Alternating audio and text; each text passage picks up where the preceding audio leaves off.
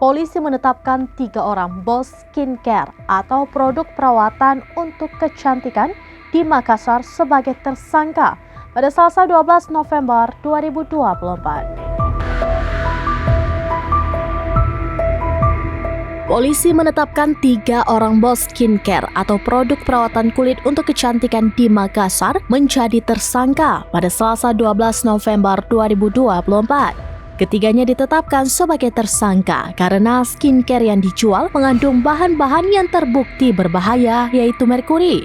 Ketiganya ditetapkan sebagai tersangka karena skincare yang dijual mengandung bahan-bahan yang terbukti berbahaya, yaitu merkuri. Hal itu terungkap saat sesi doorstop wawancara dengan Kapolda Sulawesi Selatan, Irjen Pol Yudiawan didampingi Dirkrim Suspolda Sulawesi Selatan, Kombes Pol Dedi Supriyadi. Yudiawan menjelaskan bahwa kasus itu masih dalam tahap penyidikan.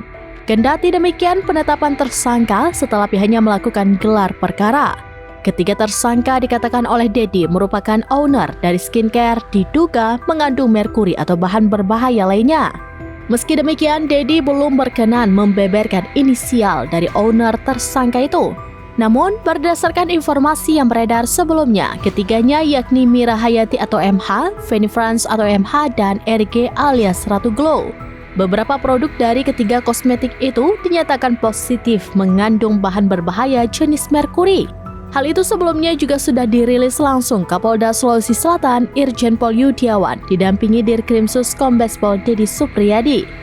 Selain itu, juga hadir Kepala Balai Pengawas Obat dan Makanan atau BPOM Makassar Haryani dan perwakilan Dinas Kesehatan Provinsi Sulawesi Selatan.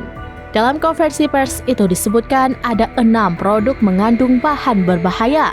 Keenam produk itu FF atau Feni France, Ratu Glow Raja Glow atau RG, MH Mira Hayati, Maxi Glow, Besti Glow, dan NRL. Sebelumnya diketahui beredar kabar sejumlah produk skincare di Kota Makassar diamankan personel Direktorat Reserse Kriminal Khusus atau Ditkrim Suspolda Sulawesi Selatan.